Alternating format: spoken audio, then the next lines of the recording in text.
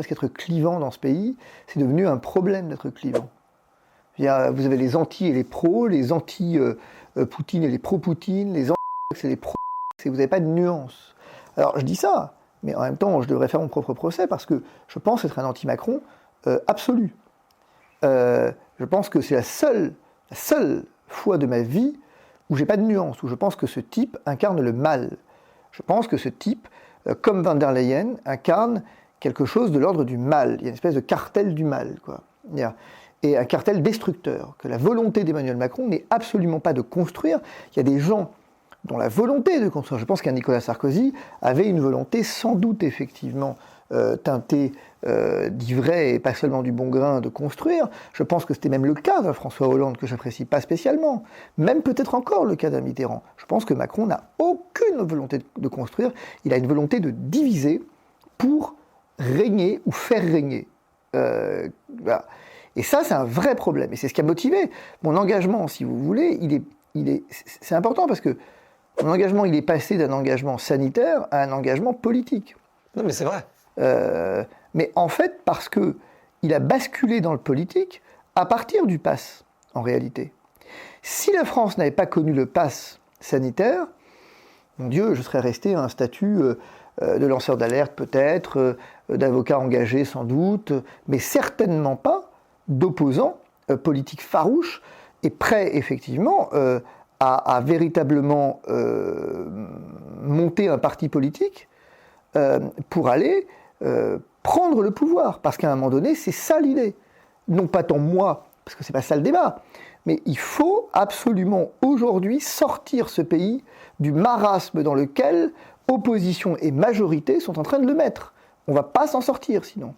Mais j'ai l'impression, et c'est peut-être très naïf, mais on pourrait se dire par défaut que les gens qui sont au pouvoir, donc dans le cas présent Emmanuel Macron, mais y compris ceux qui veulent le conquérir, donc Mélenchon, Marine Le Pen, une fois qu'ils y sont, ils ont quand même, dans leur stratégie ou dans leur vision des choses à eux, envie de faire au mieux possible. Pourquoi ils n'auraient pas cet intérêt-là ? Ah, j'ai pas dit ça. Non, mais je pose la question. Je pense que vous avez raison. Ils ont envie de faire le mieux possible. Toute la question, c'est est-ce qu'ils ont envie de faire le mieux possible pour eux ou pour le pays ? Elle est là la question. Et vous dites, c'est un peu naïf, mais vous n'êtes pas naïf. Je veux dire, c'est-à-dire que vous savez bien que fondamentalement, le pouvoir a quelque chose de grisant. Le pouvoir, il faut qu'on arrête d'être des bénis oui-oui, il faut qu'on arrête des oui-oui tout court, j'ai envie de dire des naïfs, au sens où des gens qui veulent le pouvoir pour le pouvoir et qui s'en nourrissent, ça existe. Je vais vous dire, je ne vais même pas jusqu'à dire que c'est le cas d'Emmanuel Macron, c'est pas ça que je dis. D'ailleurs, je ne le pense même pas, en fait, on va dire. Je pense qu'il n'a même pas besoin de pouvoir, en fait. Mais ce que je pense, c'est que, au risque de me tromper, pour ce qui concerne Emmanuel Macron, cependant, je crois que c'est pas parce que vous êtes élu que vous cherchez forcément le bien de la nation. Sinon, il n'y aurait pas de dictature, il n'y aurait pas de tyrannie. On sait bien que vous prenez certains princes de l'histoire, vous prenez certains princes africains, vous prenez certains dictateurs dans différents pays du monde.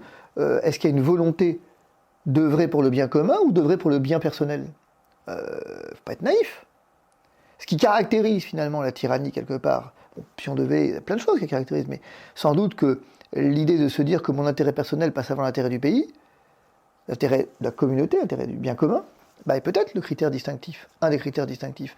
Donc aujourd'hui, on peut se poser cette question. Vous avez raison. Je vous donne un exemple, même sans aller jusqu'au pouvoir. Regardez Marine Le Pen, c'est très intéressant l'opposition. Aujourd'hui, est-ce que l'intérêt du pays commande qu'elle se... Ça, c'est un vrai dilemme pour moi, ça. Est-ce que l'opposition a intérêt à se taire ou à parler ? Est-ce que l'opposition a intérêt à parler fort, haut et fort, au risque d'une dissolution de l'Assemblée nationale et de perdre son statut d'opposition ?